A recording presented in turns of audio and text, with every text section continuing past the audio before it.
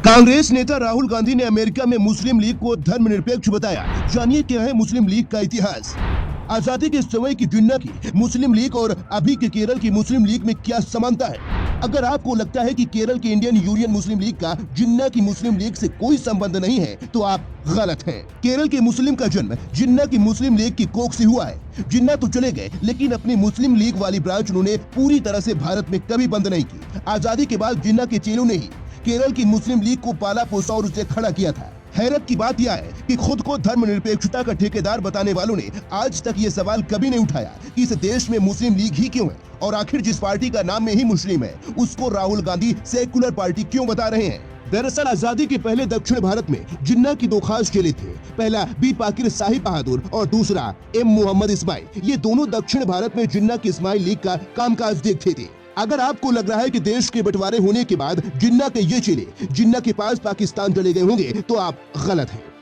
ये दोनों न केवल बंटवारे के बाद भारत में रहे बल्कि उन्होंने एक बार फिर जिन्ना की मुस्लिम लीग को भारत में जिंदा कर दिया।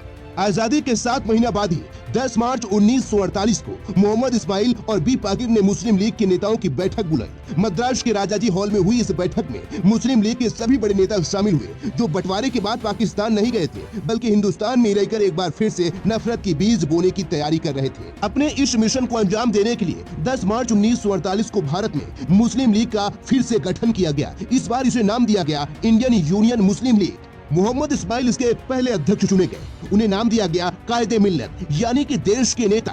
अगर आपको लग रहा है कि यह नई मुस्लिम लीग आजादी के बाद बदल गई होगी और उसके सोच विचार में क्रांतिकारी बदलाव आ गए होंगे तो आप गलत हैं। आजादी के महज 12 दिन बाद यानी 27 अगस्त 1947 को संविधान की बैठक में मुस्लिम लीग के बाकी सदस्यों के साथ साथ केरल मुस्लिम लीग के नेता बी पाकिर और एम मोहम्मद इस्माइल ने एक घनघोर सांप्रदायिक मांग रखी। इन दोनों की मांग थी कि पूरे देश में चुनावों में मुसलमानों के लिए अलग से रिजर्व सीटें होनी चाहिए जिसमें सिर्फ मुस्लिम उम्मीदवार खड़े हों और सिर्फ मुस्लिम मतदाता ही वोट डालें। अब आप समझ जाइए 12 दिन पहले जिस देश के टुकड़े इस्लाम और मुसलमानों के नाम पर जिन्ना ने कर दिया उसी देश के जिन्ना के चेले फिर से किस मुंह से ऐसी मांग कर रहे थे। अब बात करते हैं जिन्ना के दूसरे चेले मोहम्मद इस्माइल की।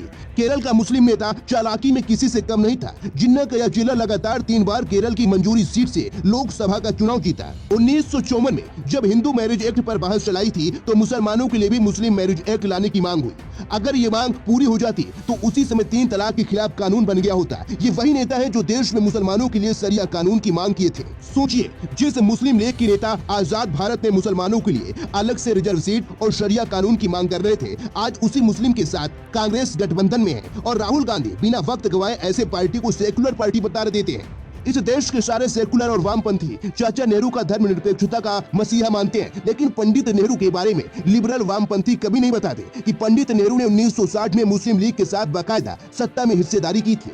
सोचिए जिस पार्टी ने 13 साल पहले देश के टुकड़े किए थे उसका नेता राज्य का विधानसभा अध्यक्ष बनकर बैठा हुआ था। यहाँ तक कि कांग्रेस के समर्थन में 1989 में मुस्लिम लीग के नेता CH मोहम्मद केरल के मुख्यमंत्री बन गए। सोचिए आज जैसी सोच वाले नेताओं की पार्टी के साथ राहुल गांधी की कांग्रेस गठबंधन करके भी खुद को धर्मनिरपेक्ष बताती है और यहाँ गठबंधन 1-2 साल पुराना भी नहीं है बल्कि यह वोटों वाला रिश्ता पिछले 60 सालों से चल रहा है। यह सिर्फ केरल में मिलकर चुनाव नहीं करते बल्कि मनमोहन सिंह के UP 1 में भी मुस्लिम लीग शामिल है। सिर्फ शामिल ही नहीं है बल्कि उसके हिस्से में मंत्रालय भी था।